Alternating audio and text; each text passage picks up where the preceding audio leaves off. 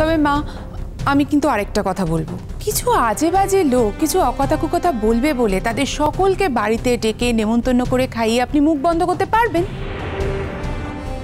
এসব লোকজনদের না আমার খুব ভালো চেনা আছে, ওরা যা বলার সেটা বলবেই, আপনি কিছুতেই মুখ বন্ধ করতে পারবেন না।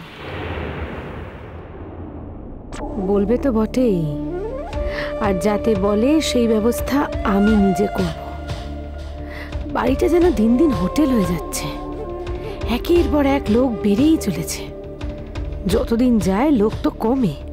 এ বাড়িতে বাপু সব উল্টো, হঠাৎ হঠাৎ এক একজন গার্জেন চলে আসছেন মাথার উপর। খেয়ে তো কাজ নেই, এখন বুড়ো বুড়ির বিয়ে দিচ্ছে। পাড়ার সবাইকে আমি খেপিয়ে ছাড়ব। এই লোকটাই যে সোনা জেঠির বর তার প্রমাণ কি? দাদু ভাইও তো শেষ 50 বছর আগে দেখেছে। 50 বছর পরে একটা লোক ফিরে এসে বলল আমি তোমার দাদা, অমনি সবাই তাকে মেনে নিল। এই কথাটা নিয়ে কি আমি পাড়ার লোককে উস্কাবো না নাকি? দাঁড়াও না, আনন্দ করাচ্ছি আমি তোমাদের বিয়ের নামে। শোন মিনু, সংসারে থাকতে গেলে এদের নিয়ে বাস করতে হয়, এদের নিয়েই চলতে হয়, এদের বাদ দিয়ে তো চলতে পারবি না। হ্যাঁ, বাড়িতে ডেকে পাত পেরে খাওয়ালে অন্তত মুখে তো আর কিছু বলতে পারবে না। আর মনে মনে যাই ভাবুকে, সে আমাদের দেখার দরকার নেই। কত লোকে তো আড়ালে বাঁকেও ডান বলে, অনেক কি আমরা কিছু ভাবি? তাছাড়া একদিন পর হঠাৎ করে জ্যাঠাবাবুর ফিরে আসা, এবার আর অনেকেই তো এত বছর ধরে সোনা জেঠিকে বিধবা বলেই জেনে এসেছে না, আর আমরাও তো কেউ কখনো কারোর ভুল ভাঙাইনি না।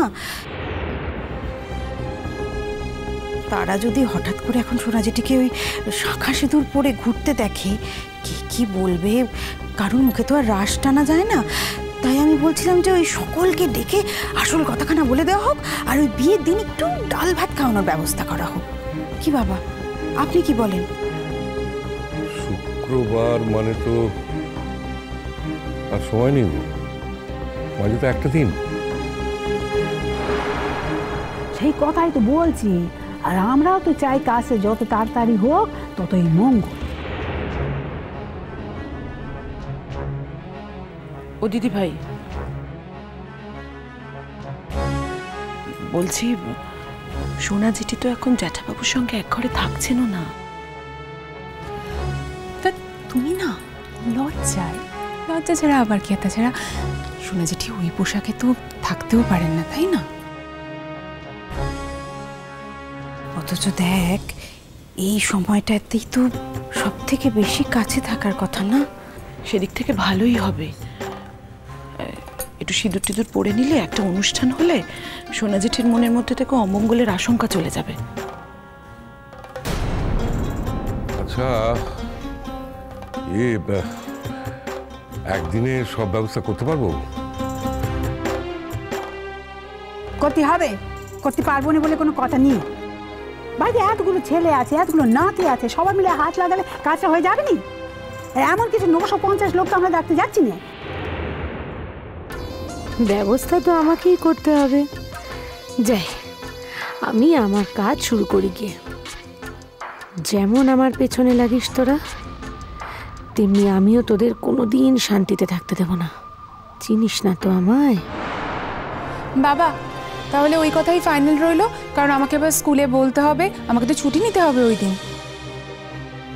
তা সবাই যখন বলছো, একবার বৌদির সঙ্গে আলোচনা করে নিলে হতো না? আর দিকে নিয়ে ভেবনি, তাকে নিয়ে ভেবনি। আমার মতই দির মত। দেখো ভালো করে জানে যে তার ভালো আমার চেয়ে বেশি আর কেউ চায় না গো, মরতে কেউ চায় না। তুমি দির কথা ভেবনি, আমি যা বলবো তাই হবে। তাহলে দাদাকে কে বলবে? আমি কিন্তু বলতে পারবো না, আগেই বলে দিচ্ছি। তোমার শ্বশুরের কথা শোনো পারবো মা, আমি বলতে পারবো না, আগে থেকে বলে দিচ্ছি। আমার তো কে বলবে? ভাত ধরবো হয়ে আমি বলবো ভাসু ঠাকুরের বের কথা? জ্বালা করে, কোনো ব্যাপারে দায়ী থাকতে চায় না তোমার শ্বশুর মরতে। বাবা, আসলে এই কথাটা তো আমরা কেউই বলতে পারবো না। হ্যাঁ, আমরা তো আরোই বলতে পারবো না, ছেলেদের বউ বই তো নয়। আমার মনে হয় যে আগে যে কথাটা আমরা আলোচনা করছিলাম সেটাই সব থেকে ভালো আইডিয়া বাবা। মানে সোনা জেঠি জেঠুকে রাজি করাক, তারপর যদি জেঠু নিজে থেকে এসে কোনো আপত্তি না জানায় তাহলে আমরা বুঝেই যাব যে বিয়েটা হচ্ছে, জেঠুর কোনো আপত্তি নেই। হ্যাঁ তুই ঠিক বলেছিস রে মিনু, তোর অনেক বুদ্ধি জানিস, অনেক বুদ্ধি। আমরা এর মধ্যে মরতে যাবো না, হ্যাঁ আমরা দিকে বলে দেবো। আর আমার যা মনে হয় দি এখন যা বলবে ভাসু ঠাকুর শুনবেন। অনেক যদি কিছু হচ্ছে না, 50 বছর আগে তো এমন বিয়ে হয়েছিল, এখন কার্যগতিকে আবার বিয়ে হচ্ছে, এতে তো মহাভারত অশুদ্ধ হয়ে যাচ্ছে না মোটে না। তাহলে বৌদিকে কে বলবে? তুমিই বলছো তো? সেটা নিয়ে তোমাকে ভাবতে হবে নি, তুমি তো বলতে যাচ্ছ নি, তুমি আর এর মধ্যে এসো নি। দিকে কে বলবে সেটা আমি বুঝবো। বড় বৌমা, মিমির বাড়িতে খবর দিতে হবে, মিমি জুডো এরা সব আসুক, আমি সেটা চাই। আর অমর্ত্য?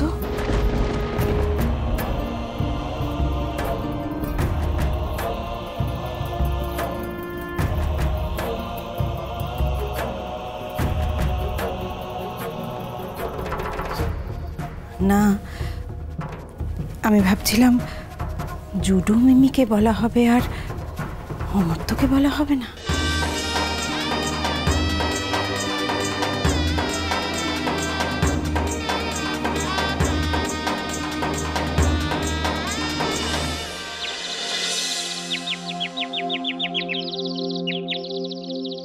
ঠাকুরজি, এবারে কিন্তু তোমাকে খুব ভালো করে, আরে দাঁড়াও, এটা পড়াতে দাও, সেজে গুজে যেতে হবে না, এমন সুন্দর সাজিয়ে গুজিয়ে পাঠাচ্ছি, খুব ভালো করে গান গাইতে হবে কিন্তু। হ্যাঁ, আগে যতবার যা যা গান গেয়েছো তার থেকেও ভালো করে। কেন বলো তো? জানি জ্যাঠাবাবু হেঁটে আছে না, সেই জন্য ওবারে বলছি জ্যাঠাবাবু আবার গান শুনতে যাবে। দেখো, জ্যাঠাবাবুকে তো সেভাবে বলা হয়নি, আসলে উনিও তো সবে এসেছেন। তাছাড়া সোনা জেঠি এখনো কত অসুস্থ বলো, হাঁটাচলা করা বারণ, জ্যাঠাবাবু কি করে যাবেন? যদি যেতে নাও পারেন জ্যাঠাবাবু, কিন্তু যদি শুনতে পান যে পারিদি দারুণ গান গেয়েছে তাহলে কত খুশি হবেন। জানো ঠাকুরজি, তোমার বড়দাদা কাল বলছিল সারা শহরে নাকি এত বড় বড় তোমার ছবি বেরিয়েছে, নিচে লেখা পাড়ির গান, শুনে যে আমার কত আনন্দ হচ্ছিল। তাতে কি চারটি হাত পা গজ্জেছে, ছবি দিয়েছে। আমি কি সুন্দরী উপছি নাকি যে আমার ছবি দেখে ভালো লাগবে? মা একদম ঠিক কথাই বলে, হ্যাঁ মা ঠিক কথাই বলে, অবদের গোবরের আনন্দ তোমার হয়েছে তাই। হ্যাঁ, আমার এই তো মুখের ছিঁড়ে, আমি তো কেটে খোঁচা দেখতে, একবার যে ফটো দেখবে সে আর ফিরেও তাকাবে না। হ্যাঁ, আমার মুখখানা যদি সুন্দর হতো, আমার বর কোনোদিন ছেড়ে চলে যেতে পারতো আমাকে, কোনোদিনও জিতুনি, এমন ছিঁড় দেখতে তাই নাতি মেয়ে ফেল দিয়ে চলে গেছে। হ্যাঁ, কি যে বলো না তুমি পারিদি, নিজেকে কোনোদিন ভালো করে দেখেছো? হ্যাঁ, মোটেই দেখোনি। নিজেকে যদি ভালো করে দেখতে, তাহলে দেখতে জানতে, তাহলে এই কথা কোনোদিন বলতে না।